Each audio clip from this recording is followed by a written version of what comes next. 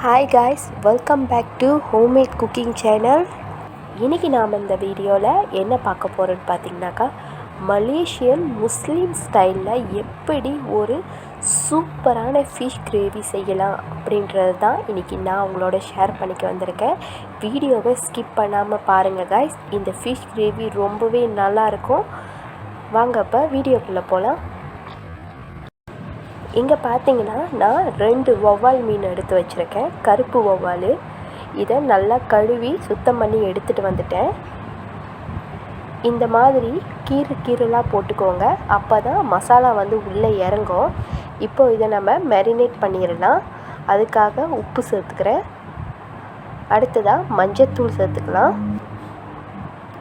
அப்புறம் இது fish gravy powder, அது சேர்த்துக்கிறேன். அடுத்ததாக கொஞ்சமாக தனியாத்தூள் சேர்த்துக்கலாம். சேர்த்துட்டு நல்லா பிசைஞ்சு எடுத்துருவோம். இந்த ஸ்பைசஸ்லாம் மீனோட நல்லா கோட் ஆகணும், அந்த அளவுக்கு பிசைஞ்சு எடுத்துக்கலாம். மீனில் எல்லா பக்கமுமே படணும், அந்த அளவுக்கு பிசைஞ்சிக்கலாம். இப்போது மீன் நம்ம மேரினேட் பண்ணிட்டோம். அடுத்ததாக இங்கே பார்த்தீங்கன்னா நான் வெண்டைக்காவும் கத்திரிக்காவும் எடுத்துருக்கேன். இதையும் நம்ம இப்போ ஸ்பைசஸ் போட்டு மேரினேட் பண்ணி எடுத்து வச்சுக்கலாம். இந்த மாதிரி மேரினேட் பண்ணி நம்ம பொரிச்சு செஞ்சோமாக்கா ரொம்பவே சூப்பராக இருக்கும். அதுக்காக நான் என்ன யூஸ் பண்ணுறேன்னு பார்த்தீங்கன்னா, கொஞ்சமாக உப்பு, மஞ்சத்தூள், ஃபிஷ் பவுடர், அடுத்ததாக தனியாத்தூள். இதுதான் மேரினேஷனுக்கு நான் யூஸ் பண்ணுறேன்.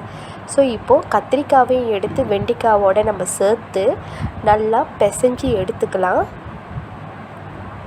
இங்கே பார்த்தீங்கன்னா மலேசியாவில் முஸ்லீமோட சமையல் வேறு மாதிரி இருக்கும். அவங்க நம்மளை மாதிரி நிறைய ஸ்பைசஸ் போட்டு சமைக்க மாட்டாங்க. அவங்களோட சமையலே டோட்டலாக டிஃப்ரெண்ட்டாக இருக்கும். அதனால தான் நான் உங்களுக்காக அவங்க சமையலை கொண்டு வரேன். தயவு செஞ்சு வீடியோவை ஃபுல்லாக பாருங்கள். பார்த்துட்டு நீங்களும் செஞ்சு சாப்பிடுங்க. சாப்பிட்டு எப்படி இருக்குன்னு சொல்லி எனக்கு கண்டிப்பாக கமெண்ட் பண்ணுங்கள். இப்போ பார்த்தீங்கன்னா ஃபிஷ்ஷும் வெண்டைக்காவும் நம்ம மேரினேட் பண்ணி வச்சாச்சு. இது இப்படியே இருக்கட்டும்.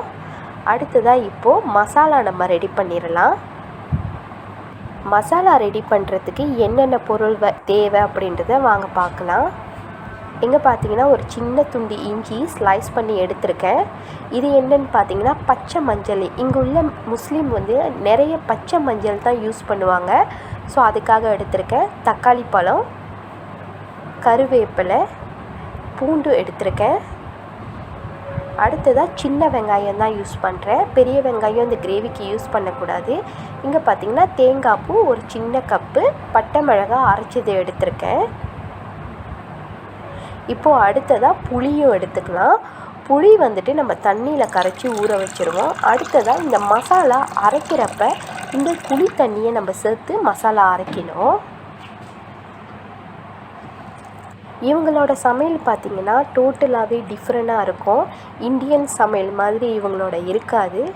டோட்டலாக டிஃப்ரெண்ட்டாக இருக்கும். ஆனால் நல்ல ஒரு டேஸ்ட்டில் இருக்கும். அவங்களோட சமையல் பார்த்திங்கன்னா எல்லாமே நேச்சுரல் ப்ராடக்ட்ஸ் தான் நிறைய யூஸ் பண்ணுவாங்க. நம்ம மாதிரி மசாலாஸ் யூஸ் பண்ண மாட்டாங்க. நேச்சுரலாக உள்ள ப்ராடக்ட்ஸை யூஸ் பண்ணி தான் முஸ்லீம் இங்கே சமைப்பாங்க. இப்போது ஒரு பேனில் எண்ணெய் ஊற்றி நான் சூடு பண்ணிக்கிட்டேன். அதில் சோம்பு ஆட் பண்ணிக்கிறேன். சோம்பு 1.5 டேபிள் ஸ்பூன் ஆட் பண்ணிக்கிறேன். அடுத்ததாக சின்ன சீரகம் ஆட் பண்ணிக்கிறேன். அப்புறமா வெங்காயம் ஆட் பண்ணிக்கலாம். சின்ன வெங்காயம் அங்கே எடுத்து வச்சுருந்தோம் இல்லையா, அந்த பொருள் எல்லாமே இதில் ஆட் பண்ணணும். அரைச்சி வச்ச பட்டை மிளகா மட்டும் நம்ம ஆட் பண்ண வேணாம், ஏன்னா அது ஆல்ரெடி நான் அரைச்சி எடுத்து வச்சுருக்கேன். நீங்கள் அரைக்காமல் இருந்தீங்கன்னா பட்டை மிளகா ஒரு 10 பட்டை மிளகா ஆட் பண்ணிக்கோங்க. ஸோ இது எல்லாம் நல்லா மிக்ஸ் பண்ணி விட்டுக்கலாம். அதில் கொஞ்சமாக உப்பு சேர்த்துக்கலாம். உப்பு மசாலா வதங்கிறதுக்காக தான் நான் சேர்த்துருக்கேன். அடுத்ததாக இப்போது 2 டீஸ்பூன் கொரியண்டர் பவுடர் ஆட் பண்ணிக்கலாம். அதுக்கப்புறமா 1 டீஸ்பூன் பிளாக் பெப்பர் ஆட் பண்ணிக்கிறேன். ஏன்கிட்ட இது அரைச்சது இருந்ததுனால நான் அதை யூஸ் பண்ணிக்கிறேன். உங்கள்கிட்ட இல்லை அப்படின்னாக்கா கொரியண்டரும் மெழுகும் நீங்கள் இதில் ஆட் பண்ணி நல்லா வேக வச்சு அரைச்சி எடுத்துக்கோங்க. இப்போ பார்த்திங்கன்னா நான் எடுத்து வச்சுருந்த தேங்காய் பூ இதில் ஆட் பண்ணிவிட்டேன். இது எல்லாத்தையுமே நல்லா மிக்ஸ் பண்ணி விட்டுட்டு ஒரு 5 நிமிஷம் வேக வைப்போம். 5 நிமிஷம் இதெல்லாம் நல்லா எண்ணெயிலே வேகட்டும். இப்போ ஒரு 5 நிமிஷம் ஆயிடுச்சு பாருங்கள், நல்லா வந்துருச்சு. இப்போது இதை நம்ம எடுத்து ஆற வச்சுக்கலாம். ஆறிட்டோன்னு தான் நம்ம நல்லா இதை பிளெண்ட் பண்ணி எடுக்கணும். ரொம்ப மைய பிளெண்ட் பண்ணக்கூடாது, ஒரு அளவுக்கு கரகரப்பாக இருக்கணும். அந்த மாதிரி நம்ம இதை பிளெண்ட் பண்ணி எடுத்துக்கணும். இதை பிளெண்ட் பண்ணும் போது நம்ம எடுத்து வச்சுருக்கிற அந்த புளி தண்ணியும் ஆட் பண்ணிக்கலாம். அடுத்ததாக இப்போது மேரினேட் பண்ணி வச்சுருக்கிற மீனும் லேடி ஃபிங்கர்ஸ்லாம் நம்ம பொரித்து எடுத்துக்கலாம். இப்போ கொஞ்சமாக எண்ணெய் ஊற்றிக்கிறேன். நம்ம பேன் கழுவ வேண்டிய அவசியமே இல்லை, அதே பேன் யூஸ் பண்ணலாம். இப்போது மேரினேட் பண்ணி வச்சுருக்கிற லேடி ஃபிங்கர் நான் பொரித்து எடுத்துக்கிறேன். எனக்கு முஸ்லீம்கிட்ட பிடிச்சது என்னன்னு பார்த்தீங்கன்னாக்கா, இவங்க கலர் ப்ராடக்ட் அதிகமாக யூஸ் பண்ண மாட்டாங்க. நிறைய நேச்சுரல் ப்ராடக்ட்ஸ் தான் யூஸ் பண்ணுவாங்க. அவங்களோட சாப்பாடே பார்த்திங்கன்னா கொஞ்சம் டிஃப்ரெண்ட்டாக தான் இருக்கும், ஆனால் நல்ல ஒரு டேஸ்ட்டாக இருக்கும். அதனால தான் இந்த ஃபுட் நான் உங்களுக்காகவும் கொண்டு வரேன். இப்போ பார்த்திங்கன்னா நான் வெண்டைக்காவும் கத்திரிக்காவும் நல்லா பொரித்து எடுத்துட்டேன். இப்போது அதே எண்ணெயில் நம்ம மீன் ஆட் பண்ணிக்கலாம். மீன் இதே எண்ணெயில் பொரித்து எடுத்தாலே போதும். நம்ம எண்ணெய் மாற்றணும், சட்டி கழுவணும் அப்படின்லாம் அவசியமே இல்லை. இந்த மீன் ரொம்ப நேரம் பொரிக்க வேணாம், ஜஸ்ட் ஷாலோ ஃப்ரை தான். ஒரு 3 நிமிஷம், ஒரு மீன் 3 நிமிஷம் பொரித்தாலே போதும். ஏன் இந்த மீன் பொரிச்சிட்டு கிரேவியில் ஆட் பண்ணுறேன்னு பார்த்தீங்கன்னாக்கா, இந்த மீனில் நிறைய முள் இருக்கும், கொஞ்சமான முள் இல்லை, நிறையவே முள் இருக்கும். ஸோ சாப்பிட்றதுக்கு கொஞ்சம் கஷ்டமாக இருக்கும். அதனால தான் இதை பொரிச்சிட்டு நாங்கள் கிரேவியில் ஆட் பண்ணுறோம். இப்போது இதே மாதிரி 2 மீனையுமே பொரித்து எடுத்துக்கலாம். ஏன்னா எல்லா வீடியோ கிளிப்பையும் நான் இதில் ஆட் பண்ணனாக்கா ரொம்ப லென்த்தாக போகும். அதனால் நான் முடிஞ்ச வரைக்கும் ஸ்கிப் பண்ணி தான் உங்களுக்காக ஆட் பண்ணியிருக்கேன்.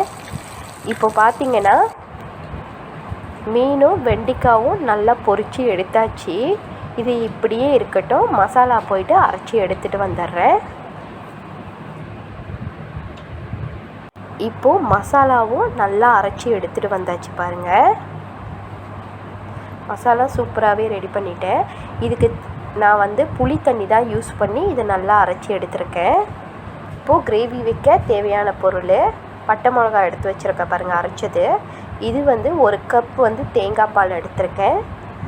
அடுத்ததாக லெமன் கிராஸ் எடுத்து வச்சுருக்கேன். அவங்களோட சாப்பாட்டில் லெமன் கிராஸ் இல்லாமல் இருக்கவே இருக்காது. கொஞ்சமாக சின்ன வெங்காயம், தக்காளி பழம், பச்சை மிளகாவும் சோப்பு மிளகாவும் எடுத்திருக்கேன், கருவேப்பிலை, அடுத்ததாக இஞ்சி பூண்டு எடுத்திருக்கேன் பாருங்கள். இதோட மெஜர்மெண்ட் எல்லாமே நான் கீழே டிஸ்கிரிப்ஷனில் கொடுக்குறேன், நீங்கள் போய் பாருங்கள். இப்போது மீன் பொரிச்ச அதே பேனில் கொஞ்சமாக எண்ணெய் ஆட் பண்ணிக்கலாம். இந்த எண்ணெயெல்லாம் நம்ம தூக்கி போடணும்னு அவசியமே இல்லை, இதே எண்ணெயில் தான் நம்ம கிரேவி செய்ய போகிறோம். இப்போ பார்த்திங்கன்னா எண்ணெய் நல்லாவே சூடாகிடுச்சு. அதில் 1 டீஸ்பூன் வெந்தயம் ஆட் பண்ணிக்கிறேன். வெந்தயம் ஆட் பண்ணதுக்கப்புறமா லைட்டாக அதை மிக்ஸ் பண்ணி விட்டுக்கலாம். அந்த வெந்தயம் வேகணும் இல்லையா, ஸோ அதுக்காக மிக்ஸ் பண்ணி விட்டுக்கிறேன். அடுத்ததாக இதில் இப்போது எடுத்து வச்சுருக்கிற லெமன் கிராஸை முதல்ல ஆட் பண்ணிக்கிறேன். அதுக்கப்புறமா சின்ன வெங்காயம் ஆட் பண்ணிவிட்டு மிக்ஸ் பண்ணி விட்டுக்கோங்க. இந்த கிரேவி உண்மையாலுமே சாப்பிட்றதுக்கு ரொம்ப டேஸ்ட்டாக இருக்கும். நீங்கள் ட்ரை பண்ணி பாருங்கள் கைஸ். நம்மள மாதிரி நம்ம சமைப்போம் இல்லையா கிரேவி திக்கா, அந்த மாதிரி இருக்காது. இது லைட்டான கிரேவி மாதிரி தான் இருக்கும், ஆனால் நல்லா டேஸ்ட்டாக இருக்கும். இப்போது இதில் வெட்டி வச்சுருக்கிற இஞ்சி பூண்டு இது எல்லாத்தையுமே நம்ம சேர்த்துக்குவோம். அடுத்ததாக பச்சை மிளகாவையும் நான் சேர்த்துக்கிறேன். இது எல்லாத்தையும் இப்போ மிக்ஸ் பண்ணி விட்டுக்கலாம். இது எல்லாத்தையும் ஓரளவுக்கு நல்லா மிக்ஸ் பண்ணி விட்டதுக்கு அப்புறமா உப்பு சேர்த்துக்கலாம். உப்பு பார்த்து கவனமாக சேர்த்துக்கோங்க, ஏன்னா ஆல்ரெடி நம்ம மீனில் சேர்த்துருக்கோம், மசாலாவில் சேர்த்துருக்கோம், இப்போ இதுலேயும் சேர்த்துக்கிறோம். உப்பு ரொம்ப கவனமாக சேர்த்துக்கோங்க. இப்போ இது எல்லாமே நல்லா வரட்டும். ஒரு கொஞ்ச நேரம் வெயிட் பண்ணாலே போதும். அடுத்ததாக இப்போது பிளெண்ட் பண்ணி வச்சுருக்கிற மசாலாவை நம்ம ஆட் பண்ணிக்கலாம். மசாலா ஆட் பண்ணிவிட்டு நல்லா மிக்ஸ் பண்ணி விட்டுக்குவோம். அந்த மசாலா எல்லாத்தோடையுமே சேர்ந்து நல்லா மிக்ஸ் ஆகணும். இப்போ இதை எப்படி நம்ம வச்சிருவோம், ஒரு 5 நிமிஷம் நல்லா வரட்டும். நல்லா வர வரைக்கும் வெயிட் பண்ணுவோம். நான் ஒரு 5 நிமிஷம் இப்படியே விட்டுட்டேன். இப்போது அரைச்சி வச்சுருக்கிற சில்லி இதில் ஆட் பண்ணுறேன். 2 டேபிள் ஸ்பூன் சில்லி தான், அதிகளவு ஆட் பண்ண வேணாம். இப்போ இதை நல்லா மிக்ஸ் பண்ணி விட்டுக்கலாம். ஏன்னா பட்டை மிளகா வந்து நல்லா வேகணும், அதனால் நல்லா மிக்ஸ் பண்ணி விட்டுட்டு இதை வேக வச்சுருவோம் கொஞ்ச நேரம்.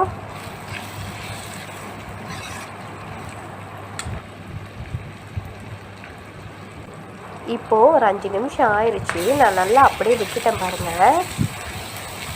இதை எடுத்து நல்லா மிக்ஸ் பண்ணி விட்டுட்டு இதில் தண்ணி சேர்த்துக்கலாம்.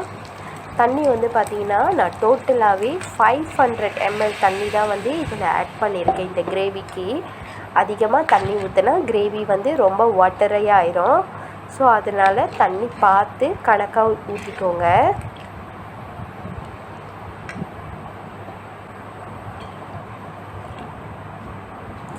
இப்போது இந்த கிரேவி நல்லா கொதிக்கிட்டோம். கொஞ்சம் நேரம் வந்து நம்ம வெயிட் பண்ணுவோம். கிரேவி நல்லா கொதிக்கணும். ஓரளவுக்கு கொதி வந்துருச்சு பாருங்கள். இப்போ இருந்தாலும் இப்படியே இருக்கட்டும், அது நல்லா கொதித்து வரட்டும். இப்போ பார்த்திங்கன்னா நல்லா தளன்னு வந்து கிரேவி கொதிக்க ஸ்டார்ட் பண்ணிடுச்சு. இப்போ நல்லா மிக்ஸ் பண்ணி விட்டுடலாம். நல்லா மிக்ஸ் பண்ணி விட்டுட்டு உப்பு சரியாக இருக்கான்றதை நான் பார்த்துக்கிறேன். எனக்கு உப்பு கொஞ்சம் கம்மியாக தான் இருக்குது, அதனால் நான் உப்பு வந்து இதில் ஆட் பண்ணிக்கிறேன். உப்பு வந்து பார்த்து பத்திரமா போடுங்க, அப்போ தான் சாப்பிடும் போது நல்ல டேஸ்ட்டாக இருக்கும். இப்போது இதில் எடுத்து வச்சுருக்கிற கருவேப்பிலையும் தக்காளி பழமும் நம்ம சேர்த்துக்கலாம்.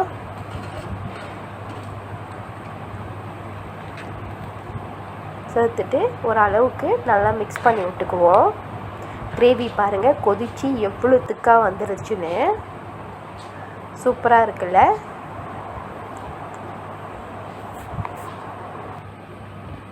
இப்போது இந்த கொதிக்கிற கிரேவியில் எடுத்து வச்சுருக்கிற கத்திரிக்காவும் வெண்டைக்காவும் நம்ம சேர்த்துக்கலாம். சேர்த்துட்டு லைட்டாக மிக்ஸ் பண்ணி விட்டுக்க வேண்டியதுதான். அடுத்ததாக பொரிச்சு வச்சுருக்கிற அந்த மீனும் இதோடு நம்ம சேர்த்துக்கலாம்.